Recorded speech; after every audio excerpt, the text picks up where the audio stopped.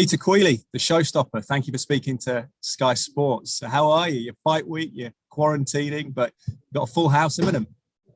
Yeah, I'm good. I'm over in the Gibson Hotel now. I've been dragged out of the comfort of my own home when I'm fighting at home. So this is one of the biggest advantages you have. So I'm not happy about that, but it's okay here. I'm with Artem Lobov. He's here with me, and all my teammates are here as well. So it's like a little buzz going on here. We're all here together. Brilliant. It's interesting because you're always listed as some of the most emotional kind of walkouts, I suppose, in combat sports. You've got the Cranberries song Zombie. It's amazing. It's amazing when there's not a crowd there, but how special it would be in Dublin for an Irish band singing along, an Irish fan singing along to an Irish band. I just can't wait because it was so weird, the last one. It was like in this Mohegan Sun, and it was just empty. It was just weird. So my song came on, and they gave you the way they did it, there was no walkout really. You walked 30 meters and you got in the ring, and then the song stopped, and it was just so strange. It was so anticlimactic, kind of. I was kind of looking forward to it for myself, so I can't wait now for this one to have a proper walkout with the fans and all the bells and whistles that go with it. It's going to be crazy. I can't wait. Did you find last time without the fans that it took you slower to adapt to the fight? Was it a different process? I suppose a different visualization process before you get in there. How did it all work psychologically? Honestly, it was one of the best starts I ever had to a fight for whatever reason. I felt like I settled into the fight really quickly.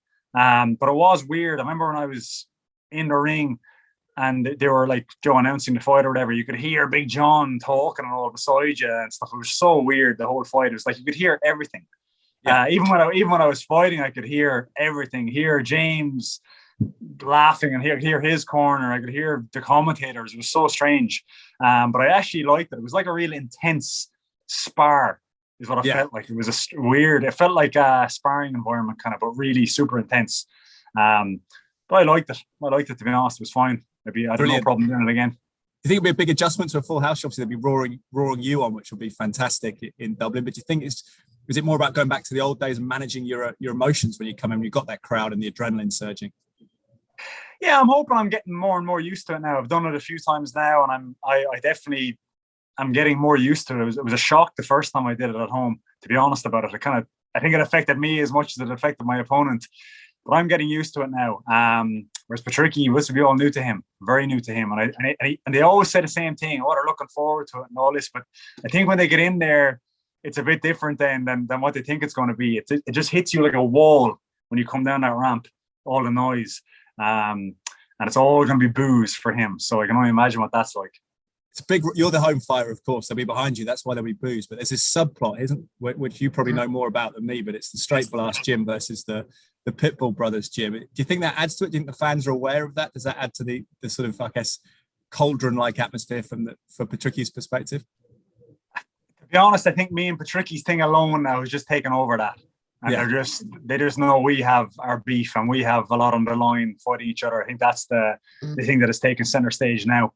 And that's plenty. That's plenty to get excited about. So I think everyone's really up for this. Judging by my Instagram mentions and things, people are buzzing for this. So it's going to be good. Do we get overhyped by the rivalry between the gyms? Do you feel? Is there anything that's talked about in SBG, the rivalry? Honestly, that has fizzled a bit, and I'll tell you why. Because it's kind of even now.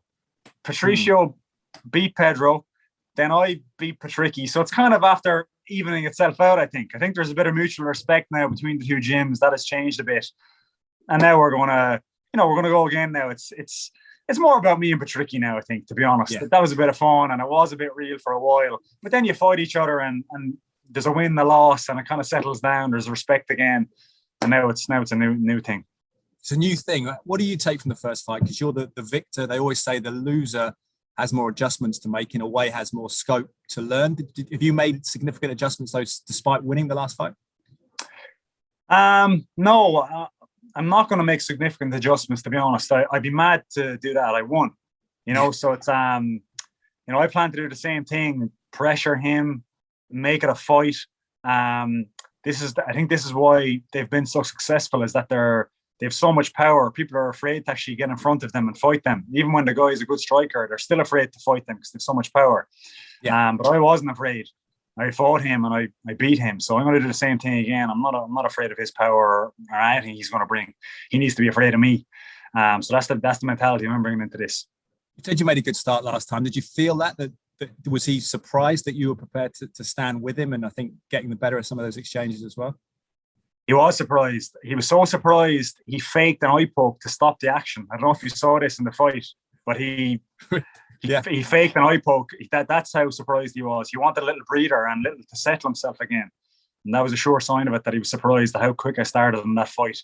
And when you watch back the fight, he blatantly faked an eye poke to kind of settle the thing down a bit and slow it down a bit. So, I think he was surprised that I was so game and so in his face early in the fight.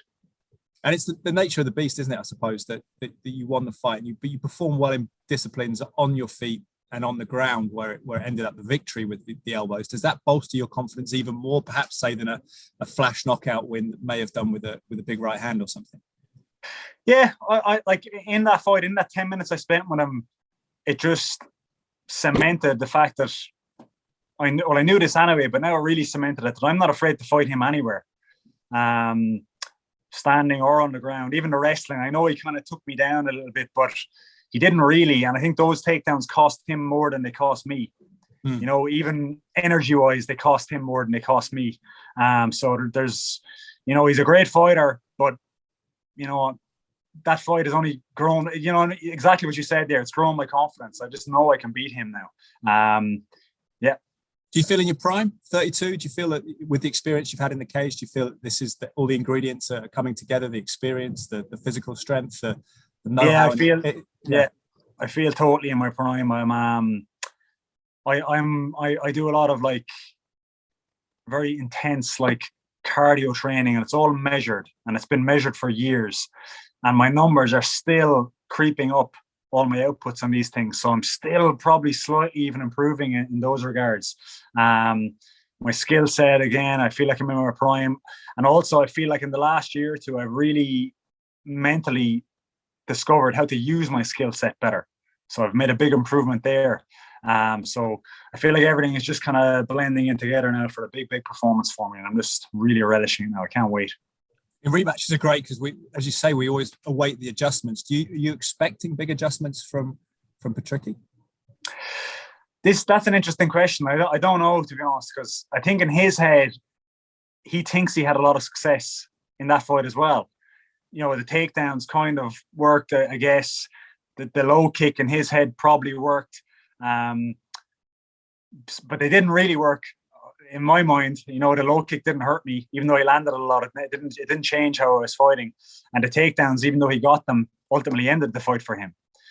So in a way, I can see him doing the same game plan, or maybe he'll do it, or he'll just think what I just said, that no, these actually didn't work, and he'll approach it differently. So I really don't know, to be honest. I'm not really worried about that. I didn't know what he was going to do in the first one, and I figured it out. So I'm going to do the same for this one.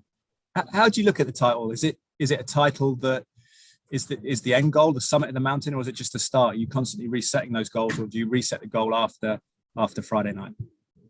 No, winning a world title is just my dream. Like, it's been my dream, and it started getting more realistic in the last few years, and it's really tangible now that I can get this now. And to be honest, if you'd asked me this 10 years ago when I started or more, if you told me I was going to be fighting for a world title, I'd be like, get out of here. Do you know what I mean? It's like, it's so unattainable. It's such a hard mountain to climb.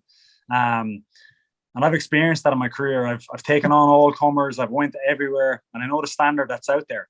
And so for me to be here now in a world title fight, I'm just very proud of myself that I've got here.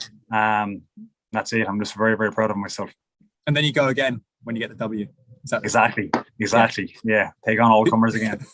Because it's interesting. Obviously, you spend time with Conor McGregor, I guess, someone like that who people sometimes wonder why he's still fighting given his material wealth. I mean, is he a study in adjusted motivation, the goalpost change, and something else has to motivate you? Yeah, it's not about money. If it was about money, I'd be using my business degree, and I'd be working in some multinational company or something now. Do you know what I mean? That's what I'd be doing, and I would have done that when I left college instead of putting all my eggs into this basket.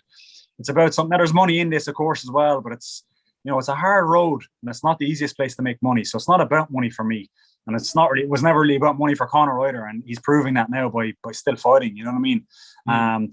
So it's the same for me. It's, you find the motivation in in the day-to-day life of the gym and the grind, and you're with your friends all the time. This is what keeps you in it, really, is the lifestyle.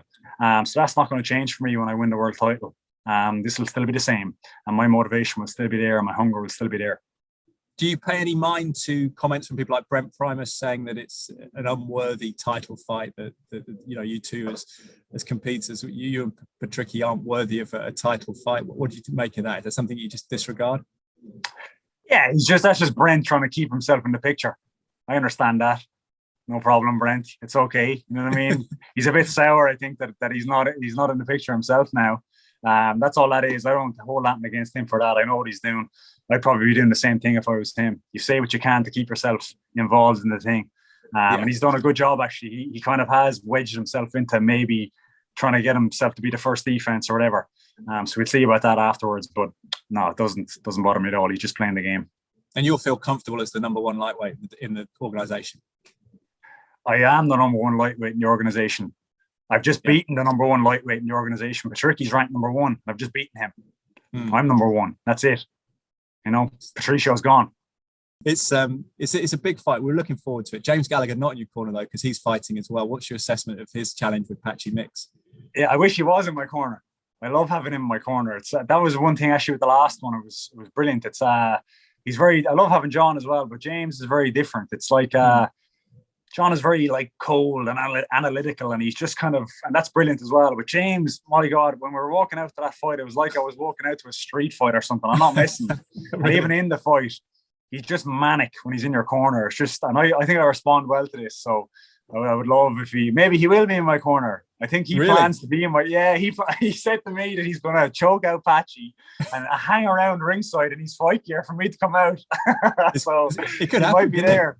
Yeah. What? Can you see that happening? You see him winning that? Yes, I can. Style, I can. That's a good fight. Patchy's really good, but stylistically, James is just a bad matchup for Patchy because they're both grapplers, both excellent grapplers. But I think James is just a better grappler. So this is going to be a grappling contest, one way or another. That's what's going to happen in this fight. And James is just better at that. So. I can see James guillotining him maybe when Patchy tries to take him down, or even if it goes the full 15 minutes. I just think James will get the better of that 15 minutes in the grappling department and get his hand raised. I'm very confident he's going to win this one. Just a final thought, Peter, as we wrap up. I appreciate your time, but the scale of this event, you mentioned the 10 years in the making for you, but I suppose your rise has coincided with the rise of the sport of mixed martial arts. Particularly, there was a time, I suppose, 10 years ago when MMA and the UFC may have been interchangeable, but we've got Bellator, we've got PFL now. Do you feel that this is a different beast than it was a decade ago? There was no MMA a decade. When I started, there was almost nothing here in Ireland. It was just these ratty little shows just in hotel ballrooms and leisure centres. That was where you fought. There was no money at all in it. There was no career path in it. There was no way to get to a big show. There was just, you go and fight and this is what you're doing. There's no real path. And then Conor kind of proved there was a path. That's when it changed. When he kind of proved to everyone, no, you can actually get there, even though you're from a small town or you're from a small country. You can train hard, win fights, and get there.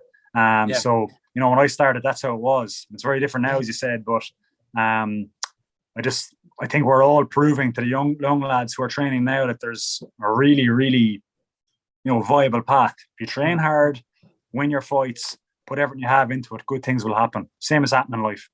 Yeah, we cover a lot of boxing at Sky Sports. Obviously, Ireland has a rich tradition of boxers. Do you feel there's competition now, alternatives for young fighters to go to MMA, or is it complementary? There's definitely an alternative.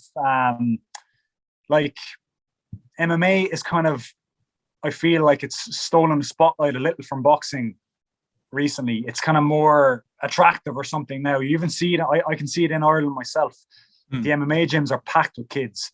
Boxing gyms, not so much. MMA is kind of like, it's trendier. Cool. Yeah, it's cool. Exactly. So I think that's going to have a knock-on effect, and you're going to see a lot of young kids doing MMA over the next 10 years. And you're going to have a lot of guys going into the pro ranks from Ireland and the UK and everywhere else, in the next 15 years, you know. Definitely it's going to happen. 100% it's going to happen. Give us a prediction then, finally. I don't know if you're predicting a method or just a victory, how you see it. I predict absolute war, both of us in the hospital, but I will have my hand raised. That's honestly, I'd love to say I'm going to knock him out in the first round, but I don't think it's going to be like that. I think it's going to be fight of the year, both of us badly hurt, but I'll get my hand raised at the end of it. And I hope it's that, because if the fight goes that way, there's not a man on earth that can beat me in that kind of a fight. It sounds like a great fight as well for us as well. Peter, really appreciate your time. Thank you for speaking to Sky Sports. Okay, thanks so much.